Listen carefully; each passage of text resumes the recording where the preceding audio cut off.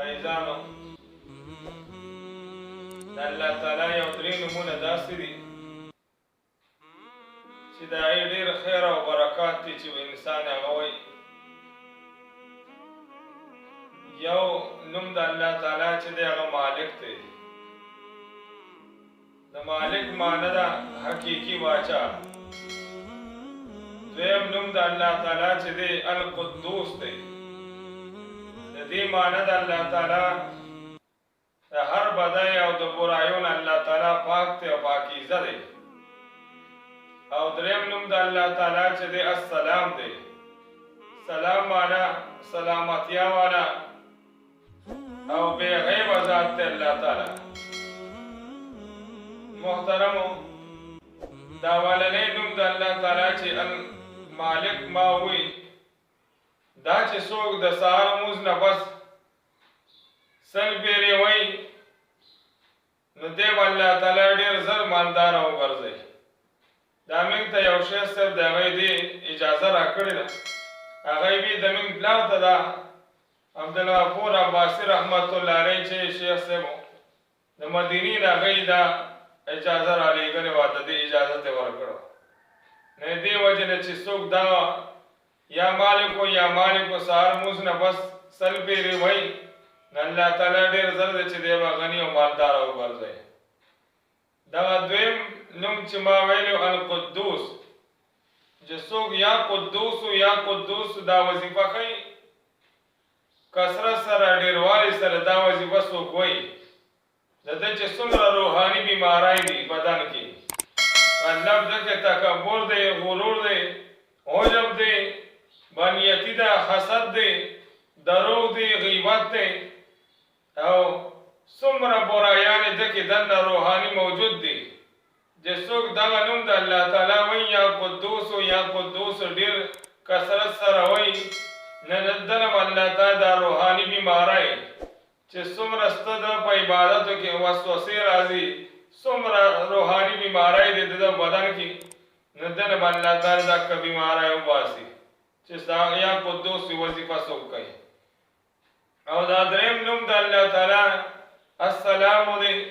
نو یا سلامو یا سلامو چې څوک دا وظیفه کوي په روزانه کثرت سره ډېره زیاته وایي دی به الله تعالی انشاءالله تعالی هر قسم آفتونو نه محفوظ ساتي. د الله په سلامتیا او په امان کې وایي دی. او دغه شان چې یو بیمار تپوس را دی لاړو او بیمار باندې ده دا یا سلامو یا سلامو 115 پیرې ده دا نوم هغه وظیفه وکړه او پای بیمار چوپ کړو نو الله تعالی و دا بیمار جوړ کړي دي بیماری نه. نو یا سلامو یا سلامو دا ډېره مجربه ده چې چاته نظر لګېدلی او د هغې دپاره به بیمار باندې دی چوپ کړي نو هغې سره به الله تعالی دا بیمار شفایاب وګرځوي.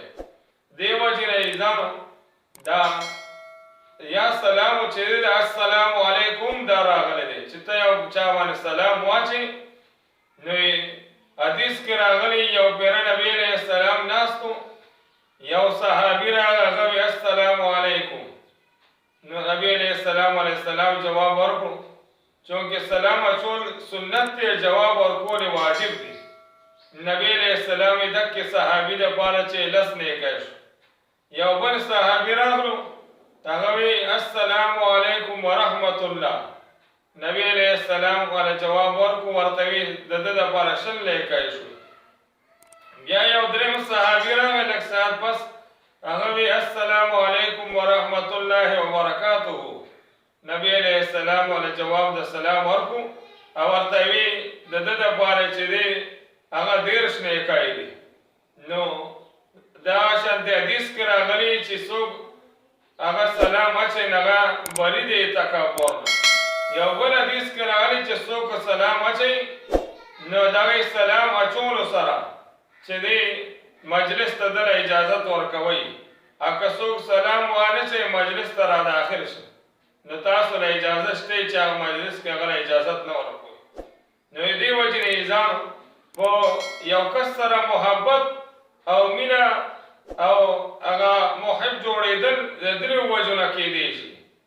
یو وجه پکې دا ده چې مجلس ته یو کس راغلو ته هغه مجلس کې ځای ورکړي نو هغې سره محبت سیوا کېږي او دویم نمبر محبت دې سره سیوا کېږي چې ته سلام واچې سلام اچولو سره محبت سیوا کېږي او دریم نمبر محبت چې دغه یو بهر مېلمه یا کس راغلو مجلس ته هغه ته یا پاسېدي یا یې ورته مجلس کې ځای پرېښودلو نو دې سره محبت سیوا کېږي نو دې وجې نه پکار دا چې دا یا سلام وظیفه هغه موږ کوو دا سلام د دې وجې نه ما تاسو ته وایي چې یا په درېیم ځل یا په شلم ځل یا په سلم ځل دې نوم دا کوم یو وظیفه چې کوي نایسه جل جلاله هغه لوستل پکار دی الله تعالی موږ تاسو ته دې باندې د عمل کولو توفیق راکړي او الله تعالی نور د نیکو اعمالو د عبادت توفیق راکړي برحمتک